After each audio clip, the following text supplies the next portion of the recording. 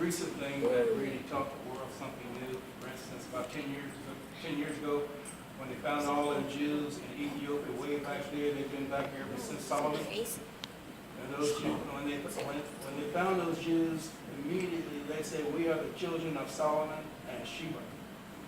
And those Jews went in there, and of course we all know they took them out of there, and they're protecting them right now over there somewhere in Israel. I don't know where they're at, but we put 400,000 or something like that. Right. What is the brother's talking about? If those who have been coming to the class, I know some people they're new. So what the brother's talking about is the lineage, which is the Jewish lineage or the original Jews. And there's a prophet named Solomon, right? Or in Arabic, Sulaymaan. Okay? And Solomon ibn Dawood. So he was the son of David, right? When I'm talking about David, I'm talking about David and Goliath, King David, right? So this is what I'm talking about. Two very well-known prophets, major prophets in Islam, two soldiers, two warriors. They were both warriors, okay? So Solomon, who was the son of David, and David and Goliath, right? Boom. So Solomon, who had, as the Prophet Muhammad sallallahu alaihi wasallam said, he had the best kingdom ever. Best kingdom ever. Ever. Right? And the reason why he had the best kingdom ever is because he made dua to Allah that no one ever have a kingdom like his kingdom. So he made a dua to Allah subhanahu wa ta'ala for him to have the best kingdom ever and that no one can have or do like he did. And we're told in the hadith where the Prophet Muhammad sallallahu alaihi wasallam said every prophet was given a specific special dua that they would give. And so everybody prayed for something. Every prophet had a special gift or a special dua that they asked for, but that the Prophet Muhammad sallallahu alaihi wasallam, he reserved his dua for the day of judgment. He reserved that whatever he wants to ask for, he reserved for the day of judgment. And this will be the shafa'ah. This will be the asking to intercede for us on Yom Al-Qiyamah. Alhamdulillah. Okay? So Sulaymaan was a prophet. Okay? Sulaymaan had control over the birds. Sulaymaan had control over the wind. Right? And this is from the chapter of the Quran, Sheba or Saba. And he had control over the jinns. Right? He had control over the wind. This is the concept. The concept of the flying carpet came from Solomon because Solomon was able to fly with the wind. This is in the Quran. Okay? So Solomon was the one who was the flying carpet. Solomon was the one flying with the wind. Okay? It says in the Quran, not hadith, this is the Quran. It said 1 day journey with Solomon equivalent to a month journey of someone walking because he was able to fly with the wind. So what he did in 1 day, you would have to do it in a month because he was able to, okay? So he used to fly with the wind. 1 day equals 30 days of traveling. So Sulaymaan was able to fly with the wind. He had control over the jinn. The jinn, as Allah said in the Quran, the jinn would fly into the ocean and come out with all of its ornaments. The silver, the pearls, the gold, the diamonds. So Solomon didn't even have to do anything. He would just send his jinns out to go. And he had a special jinn. Excuse me, not a special jinn. But he had a special bird because he also had control over the birds. He was able to speak. Those who are old enough, they used to have a movie. It was called Beastmaster. Y'all remember that movie? And he used to be able to talk to all the animals and whatnot. That was Solomon. Solomon was able to talk to the birds, the animals, the ants. Right? He was able to speak the language and he could hear and understand. Huh? Now you go back and watch it again. I know. All the movies. So Solomon had control over the birds. Okay? And he had a special bird that was called the hoop hoop. Called the hoop hoop. Okay? Hoop hoop. And this special bird, its job was to go out through the land and find water under the ground. And then when the bird would come back and say, it was right here, then they go dig. So Solomon, he had a bird that would go find water, and then it was crazy. This is all in Tafsir. This is all in the Hadith. So one day, Solomon was giving, he had everyone had to stand for attention and had to be accounted for. And so this one day, the bird was missing. The hoop hoop was missing. So Sulaymaan said, this bird, if it doesn't arrive, I'm going to give it a punishment like no other punishment before. So after it made that statement, the hoop hoop, this bird, it came back to Solomon, and he said, I've been to a land.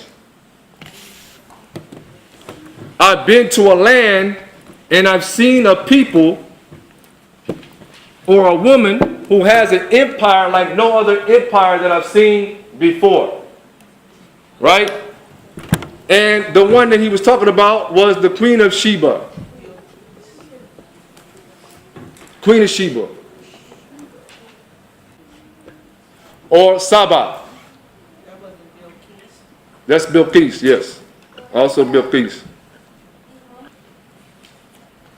So he said that there's a woman, she's the Queen of Sheba, like no other empire that I've ever seen before, but they worship the sun.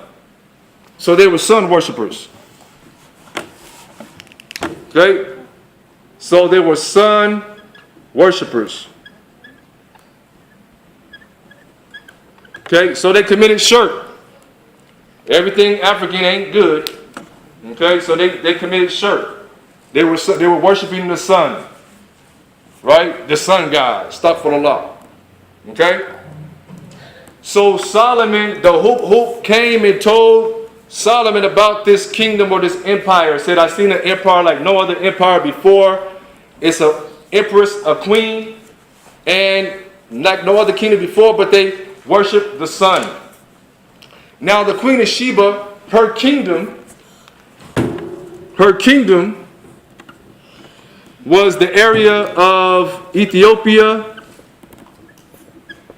Somalia, Sudan, Yemen, and southern Saudi Arabia. This was the empire of the Queen of Sheba. Right? This was the empire of the Queen of Sheba. She controlled this whole area. Sudan, Somalia, Ethiopia, Yemen, and southern part of Saudi Arabia. This was the Queen of Sheba, who was an African princess. She was African. Okay? So she was African. Long story short, after the hoop hoop had told Solomon about this queen, about this African queen, about Sheba, about them worshiping the sun, Solomon wrote her a letter. And when he wrote her the letter, he began the letter with Bismillahir Rahmanir Rahim. This is in the Quran. So the concept of Bismillahir Rahmanir Rahim was even in the time of Solomon. All the way back in the time of Solomon. So he wrote a letter to the Queen of Sheba, Solomon, and he told her, bow down to Islam or we're going to war. Accept Islam or I'm coming to get you. Long story short, alhamdulillah rabbil alameen, she was wise and she decided to not fight Solomon. Because remember, Solomon had the best kingdom around. So he had the best soldiers. His daddy, David, was the first person to use coats of armor. Allah sent down the hadid, the metal, for his daddy. So his daddy was the first one to use metal and stuff like that. So his daddy was raw and his son was raw. Okay? And now they over here like messing with these Ethiopian Africans Now, the Africans that were advising Sheba, like, man, well, come on, man, we can get it cracking. We can fight too. But Sheba was like, well, hold on, though, because if we lose, I'm going to be a slave. They're going to make me a slave. And I'm going to have to be somebody's wife. So she said, I don't know. So the first thing she did was she sent Solomon a present, a gift, some gold, some silver. It says that when Solomon received this, he didn't even look at it. He's, man, I got everything. Allah blessed me with the best kingdom. Man, I got everything. This little bit of trinkets and stuff you sent me, Baham, this ain't nothing. And he sent it back. So Sheba, because she understood the magnitude of Solomon and that he wasn't going to budge, so she said she and her emissaries, they planned a trip to go meet Solomon. Okay? So they went to go meet Solomon, and when they came to the palace of Solomon, it says in the hadith that before Sheba got there, he wanted to impress her. So he made a beautiful castle just for her, and he made it all out of glass. Now this is before Moses. This was before Jesus. This was before Prophet Muhammad. This was way back in the time of Abraham and whatnot. And he made a palace, a castle made out of nothing but glass. Because he said, I want her to see the magnitude. I want to give her something so fly that she'll understand that this is from Allah. This is not from regular man. So when the Queen of Sheba, she came to the castle or to the dwelling place of Solomon, she came to a place where there was a river, but Solomon had put a glass on top of the river. It was glass, but it was so clean, just like you see in the commercial, the birds, they fly into the wind. Yeah. The same thing with Solomon. His stuff was so clean, so shiny, that Sheba, she thought that she was going to walk on the water.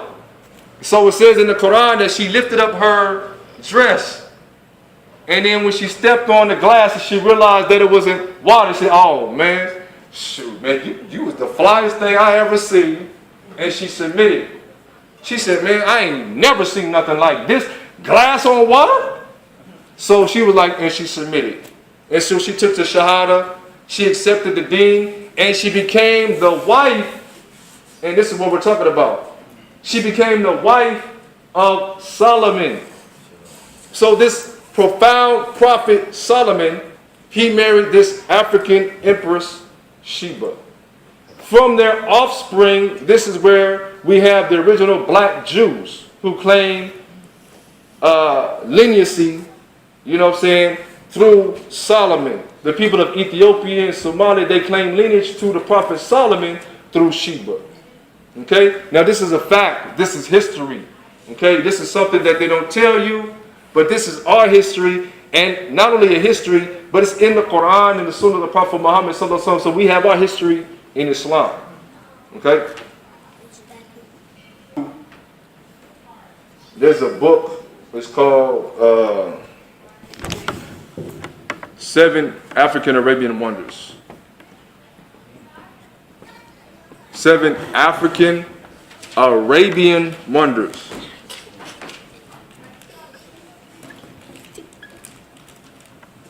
Seven African Arabian Wonders. I think it's by Dr. Khalid Mansour. Dr. Khalid Mansour. Okay? And what he does in this book, he shows the relationship and the correlation between the Africans and the Arabs. Okay? He shows a correlation between the Africans and the Arabs, showing that we are cousins.